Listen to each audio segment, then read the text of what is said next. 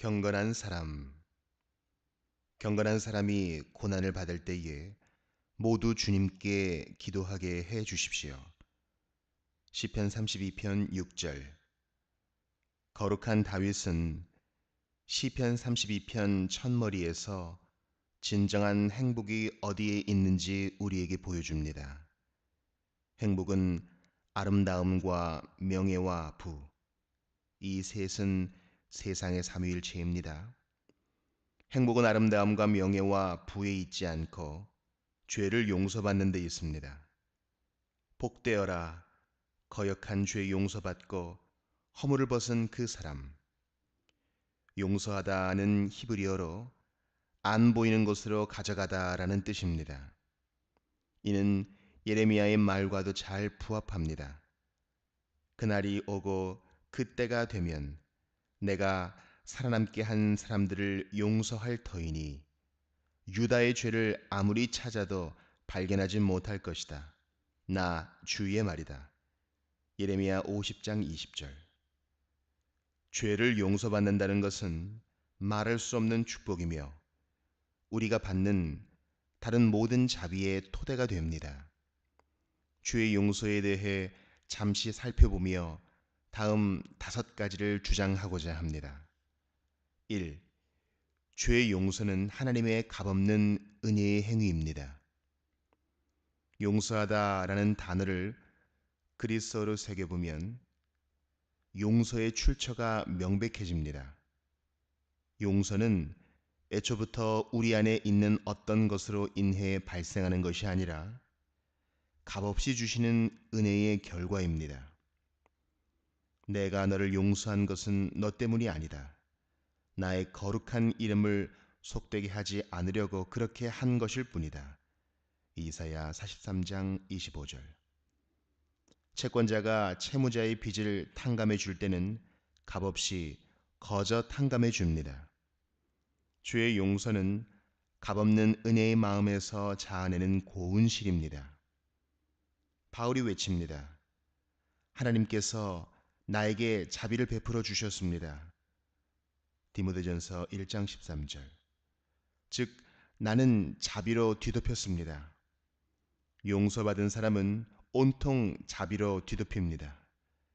주께서 죄인을 용서하시면 빚을 갚아주시는 것이 아니라 아예 유산을 상속해 주십니다. 2. 하나님께서는 죄를 용서하실 때 죄책과 형벌을 사해 주십니다.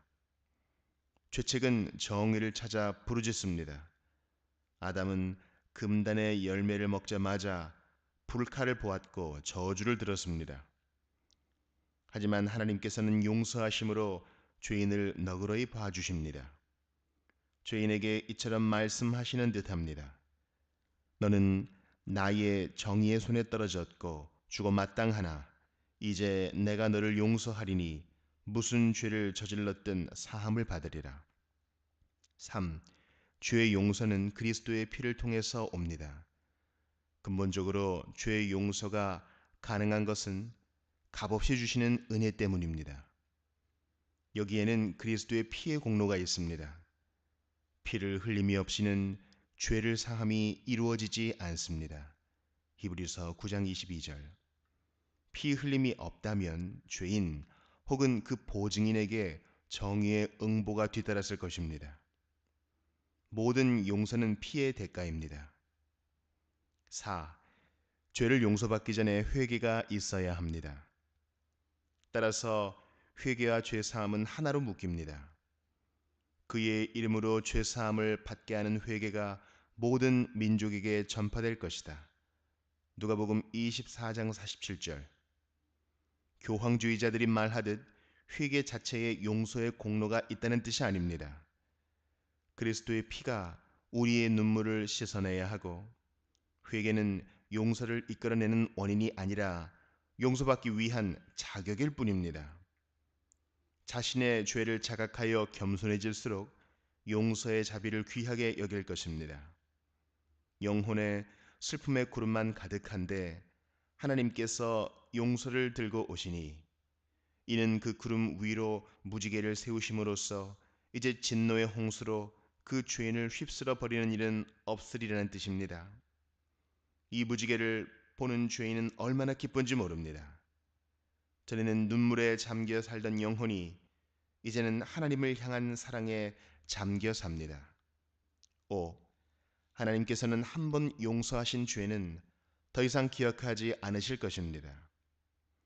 주께서 면책법을 제정하실 것입니다. 그분께서는 이전에 우리가 불충했다 해서 나무라지도 계약을 파기했다 해서 고소하지도 않으실 것입니다. 주께서는 우리의 모든 죄를 저 바다 밑 깊은 곳으로 던지십니다. 미가 7장 19절. 던져도 다시 떠오르는 코르크를 던지듯 아니하시고 밑바닥까지 가라앉는 납을 던지듯 하십니다. 우리가 아무리 노력한다 한들 죄의 용서라는 이 언약의 축복을 얻을 수 있겠습니까? 죄의 용서를 얻지 못하면 얼마나 슬픕니까? 용서를 얻지 못한 악인들은 당연히 곤경에 처할 것입니다. 하나님의 모든 저주가 용서받지 못한 죄인을 향해 있는 대로 달려듭니다. 그분의 축복이 저주로 바뀝니다. 카이사르는 자신의 병사들 중 하나가 빚을 지고도 즐거워하는 모습을 보고 기이하게 여겼습니다. 하나님의 모든 저주를 상속하게 될 죄인이 즐거워할 수 있습니까? 이제 곧 지옥에 떨어져 그곳의 거주민이 될 텐데 그것도 모르고 희희낙낙할 수 있습니까? 죄 용서를 얻으면 얼마나 기쁩니까? 용서받은 영혼은 지옥의 사정거리에서 벗어나 있습니다.